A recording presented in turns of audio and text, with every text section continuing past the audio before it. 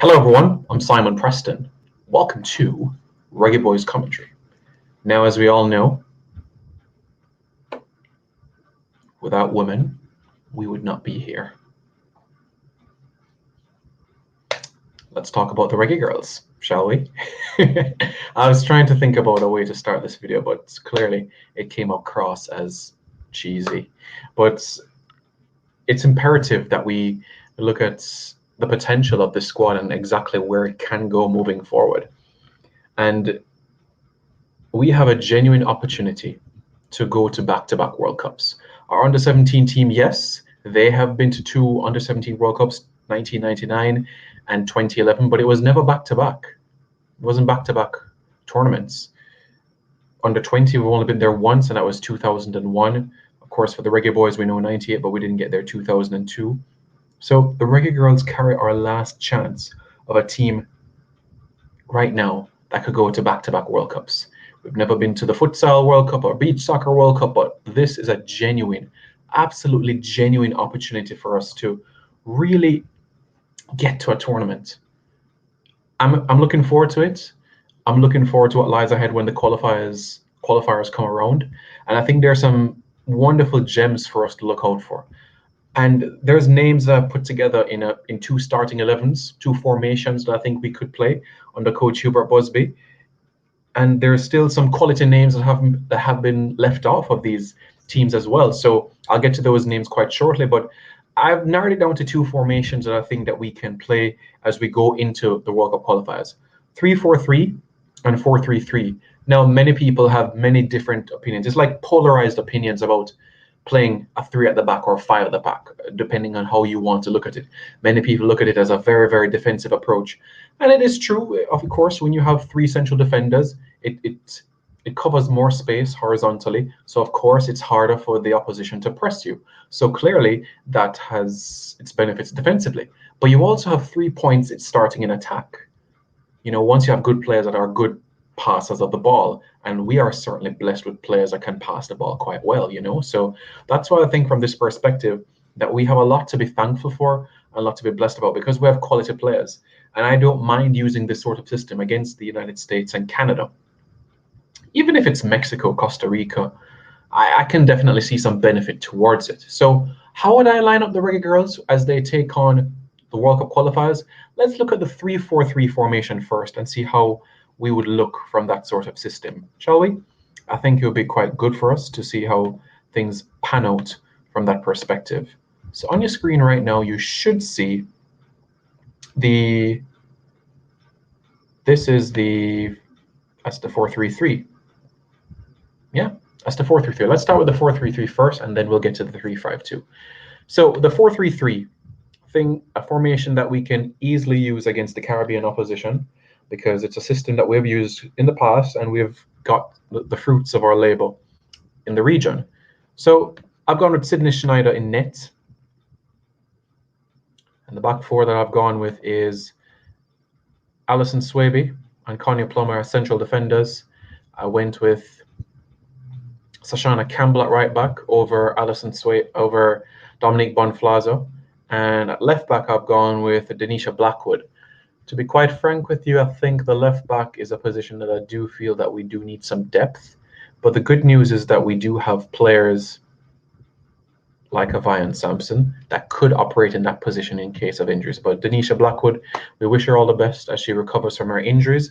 But she will definitely, for me, be that left back, that we need moving forward in the qualifiers. I've gone with a midfield three in the 4-3-3. I've gone with Havana Salone, who, as we know, scored our only World Cup goal.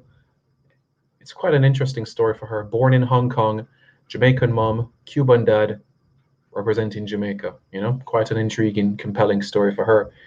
Yeah, born in Hong Kong. Yeah, would you look at that?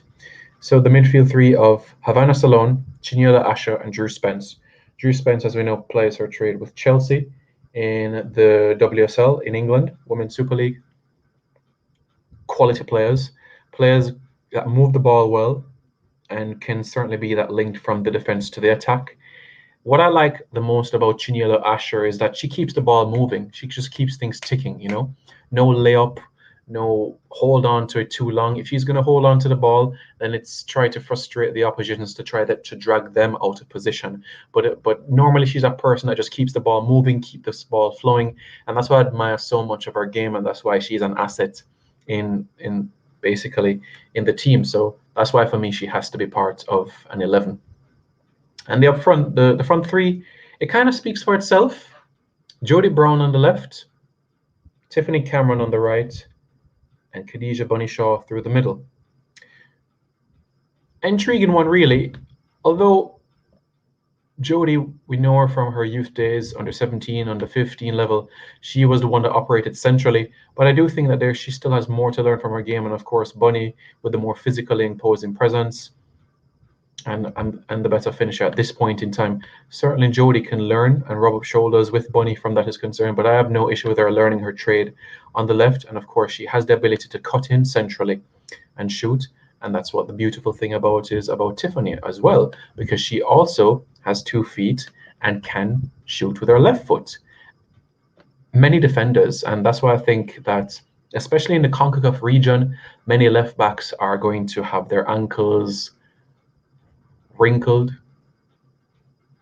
and they're going to need to be wrapped up, because this young lady right here, Tiffany Cameron,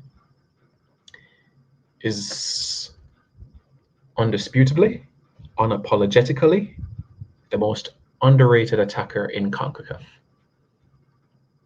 The most underrated attacker, the most underrated forward in CONCACAF is Tiffany Devona Cameron.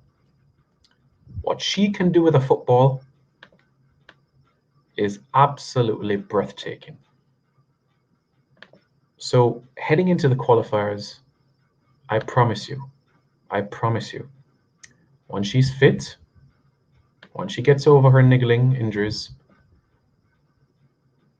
you're going to see some penetrative balls in towards the box. And it's going to be a simple tap in for Bunny, for Jodie. And Tiffany can create for her own as well. She doesn't need to have a creative midfielder behind her. She doesn't need to have, of course, she needs her teammates to support, but she can create a chance out of nothing. Strong, quick. And that's why I think CONCACAF better be prepared, because great things are coming. Great things are coming, I'm telling you. And I just can't wait to see the qualifiers when it comes around, because it's just going to be epic. Put it that way. It's going to be epic. What about the 3-4-3? How will that look like? Well, it's an additional centre half, obviously, and that means that takes away one position from the midfield areas. So, Sydney Schneider in net,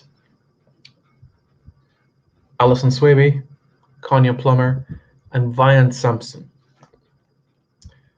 Of course, Denisha Blackwood, left wing back, Sashana Campbell, right wing back, Havana Salone and Drew Spence in these central areas. Maybe Chinyela Asher over Havana. Up top, Bonnie through the middle, Jodie on the left, Tiffany on the right. The front three to be fair in CONCACAF. Dynamic, dangerous, focused, driven. And just imagine as well, we haven't talked about Trudy Carter yet. We haven't spoken about Shayna Matthews as yet. Nope, we haven't mentioned their names yet. We haven't talked about Marley Frey yet.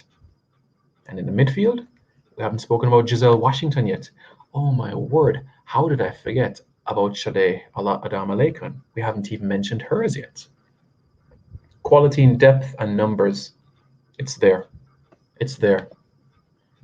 And to be quite frank, there should be no excuse for not going to the World Cup. The only excuse you can have is if there's a tremendous injury crisis, but even then, Drew Spence, Jade Bailey, let's try again at Lauren James at Arsenal. Well, Chelsea, she's at Chelsea now. We can do this. We can really qualify for back-to-back World Cups. Will the girls do it? I think it's possible. Reggae Boys fans, Reggae Girls fans, Jamaican football fans. Thank you very much for tuning in to another video on this channel. And don't forget to subscribe to Reggae Boys Commentary for more content.